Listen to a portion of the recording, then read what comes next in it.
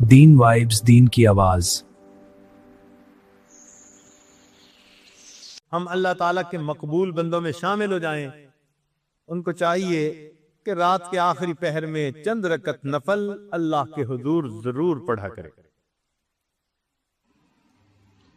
اللہ تعالیٰ فرماتے ہیں والذین یبیتون لربہم سجدا وقیاما۔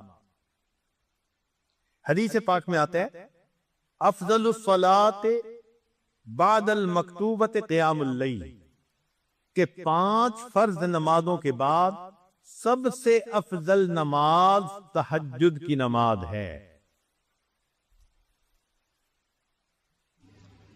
قیل للحسن، حسن رحمت اللہ علیہ سے یہ کہا گیا ما بال المتحجدین احسن الناس وجہا، کیا وجہ ہے کہ تہجد پڑھنے والوں کے چہرے بڑے منور ہوتے ہیں، ان کے چہروں پہ بڑا نور ہوتا ہے۔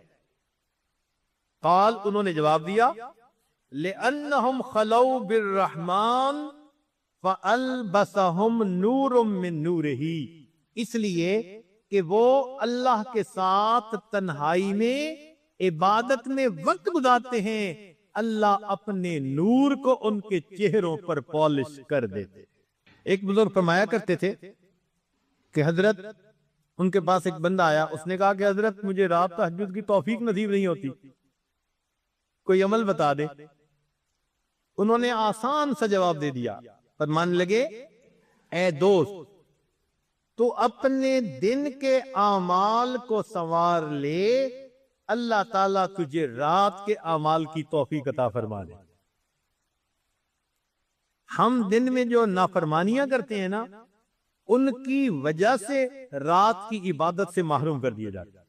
فقال لا تعصہ بالنہار، تو دن میں اللہ کی نافرمانی نہ کر، وَهُوَ يُقِيمَكَ بَيْنَ يَدَيْهِ بِاللَّيْلِ، تو دن میں اس کی نافرمانی نہ کر، وہ تجھے رات میں قیام کی توفیق عطا فرما دے۔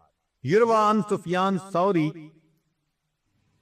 سفیان ثوری رحمت اللہ سے یہ بات منقول ہے، فرماتے تھے کہ حرمت قیام اللیل 5 اشہر بذنب اصبتہ، ایک مرتبہ ایک گناہ مجھ سے سرزد ہو گیا جس کی وجہ سے 5 مہینے تہجد کی نماز سے میں محروم ہو گیا۔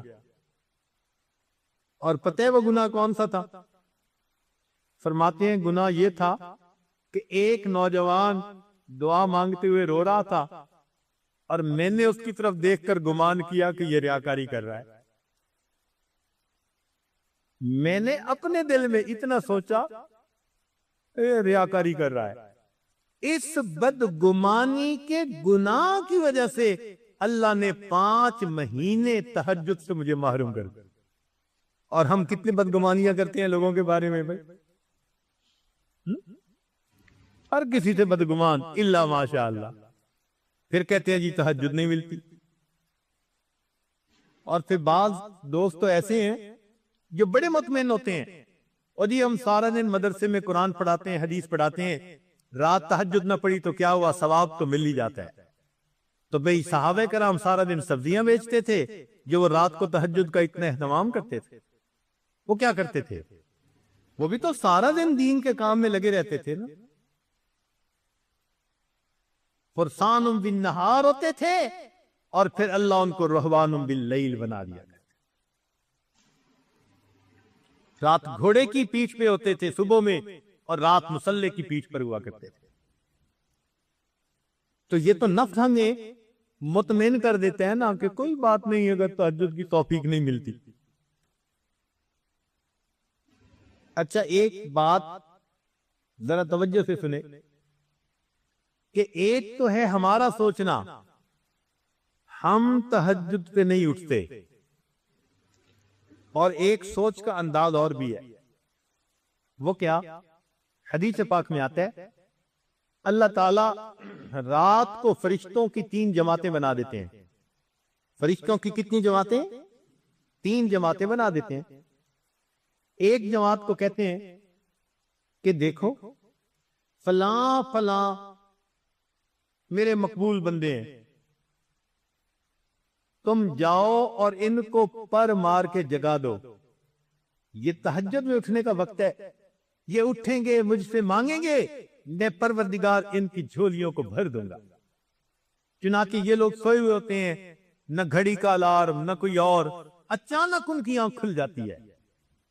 یہ اللہ تعالیٰ کی طرف سے فرشتے اٹھا دیتے ہیں ان کو، اچانک آنکھ کھل جاتی ہے. دل میں ارادہ لے کے سوتے ہیں 3 بجے اٹھنے، 3 بجے آنکھ کھلتی ہے تو اللہ تعالیٰ کے فرشتے جگا دیتے ہیں. اور پھر دوسرے گروپ کو اللہ فرماتے ہیں کہ جاؤ فلاں فلاں فلاں میرے ناپسندیدہ بندے ہیں، میں انہیں پسند نہیں کرتا، تم جاؤ اور ان کو تھپکی دے کے سلا دو. یہ میرے نیک مقبول بندوں کے اٹھنے کا وقت ہے اور میں نہیں چاہتا کہ اس موقع پر یہ مجھے اپنی شکل دکھائے. رات کے 1 بجے تک جاگتے رہیں گے، 2 بجے تک جاگتے رہیں گے، جب تہجد کا وقت شروع ہو جائے گا نیند آ جائے گی. آپ شادی بھی آپ دیکھیں، لوگ پروگرام بناتے ہیں آج شادی کی رات ہے جی ساری رات جاگیں گے، ساری رات نہیں جاگتے. جب تہجد کا وقت شروع ہوتا ہے سارا مجمع سو جاتا ہے، گھر کی عورتیں سو جاتی ہیں، مرد سو جاتی ہیں، مہمان بچے سب سوئے پڑے ہوتے ہیں. وہ سوئے نہیں ہوتے، ان کو سلا دیا جاتا ہے. تو یوں بھی تو ہم سوچ سکتے ہیں نا کہ ہم تہجد نہیں پڑھتے، نہیں نہیں نہیں، شاید ہم سے کوئی ایسا گناہ ہوتا ہے اللہ تعالیٰ اس برکت والے وقت میں ہماری شکل دیکھنا پسند ہی نہیں کرتا.